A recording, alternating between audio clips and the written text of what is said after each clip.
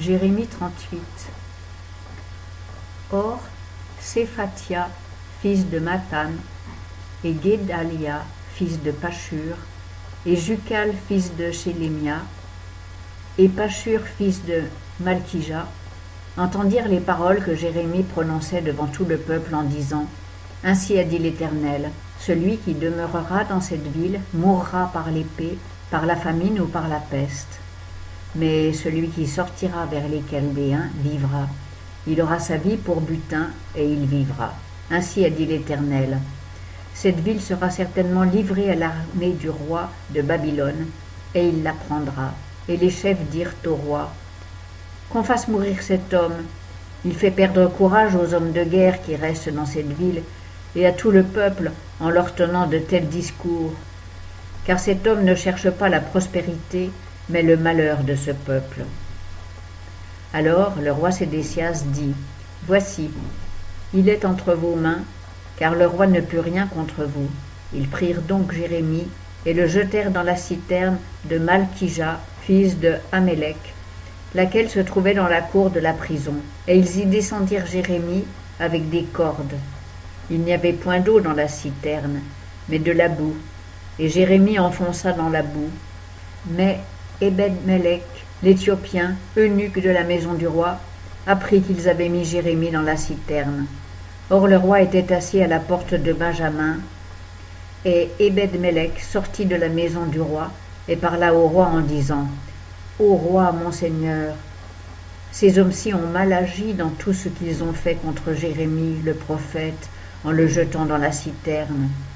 Il serait déjà mort de faim dans ce lieu où il était, puisqu'il n'y a plus de pain dans la ville. » Et le roi donna cet ordre à Ebed-Mélec, l'Éthiopien, « Prends ici 30 hommes sous ta conduite, et fais remonter hors de la citerne Jérémie le prophète avant qu'il meure. » Et Ebed-Mélec prit donc ces hommes sous sa conduite, et vint dans la maison du roi au-dessous du trésor, où il prit de vieux lambeaux et de vieux haillons, qu'il descendit avec des cordes à Jérémie dans la citerne.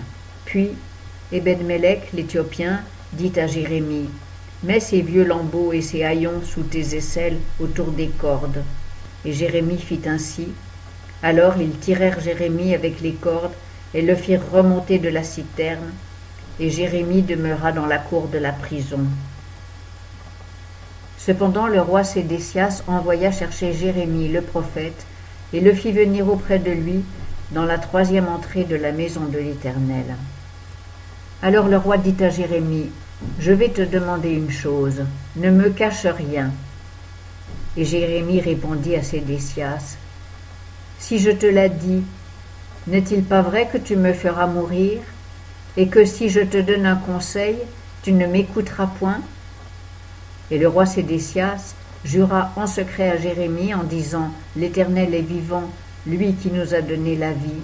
Je ne te ferai pas mourir, et je ne te livrerai point entre les mains de ces hommes qui cherchent ta vie. » Alors Jérémie dit à Sédécias, « Ainsi a dit l'Éternel, le Dieu des armées, le Dieu d'Israël.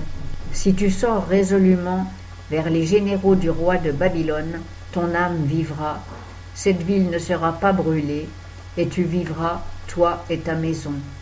Mais si tu ne sors pas vers les généraux du roi de Babylone, cette ville sera livrée entre les mains des Chaldéens, qui la brûleront par le feu, et tu n'échapperas pas de leurs mains. » Et le roi Sédécias dit à Jérémie, « Je suis en peine à cause des Juifs qui se sont rendus aux Chaldéens. Je crains qu'on ne me livre entre leurs mains et qu'ils ne m'outragent. » Mais Jérémie répondit, « On ne te livrera pas. Je te prie, écoute la voix de l'Éternel dans ce que je te dis, afin que tu t'en trouves bien et que ton âme vive. Mais si tu refuses de sortir, voici ce que l'Éternel m'a révélé. C'est que toutes les femmes qui restent dans la maison du roi de Juda seront menées dehors aux généraux du roi de Babylone, et qu'elles diront que ceux qui t'annonçaient la paix t'ont séduit et ont prévalu sur toi. Puis, quand tes pieds ont enfoncé dans la boue, ils se sont retirés en arrière.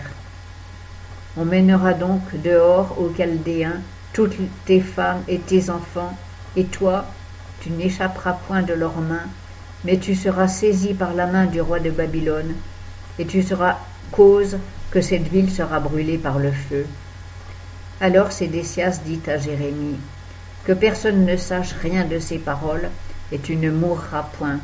Et si les chefs apprennent que je t'ai parlé, et qu'ils viennent vers toi et te disent, déclare-nous donc ce que tu as dit au roi, et ce que le roi t'a dit, ne nous cache rien, et nous ne te ferons pas mourir. Tu leur diras, j'ai humblement supplié le roi de ne pas me faire retourner dans la maison de Jéhonathan pour y mourir. » Tous les chefs vinrent donc vers Jérémie et l'interrogèrent, mais il leur répondit conformément à tout ce que le roi lui avait prescrit. Alors ils le laissèrent en repos, car on n'avait rien su de l'affaire. Ainsi Jérémie demeura dans la cour de la prison jusqu'au jour de la prise de Jérusalem.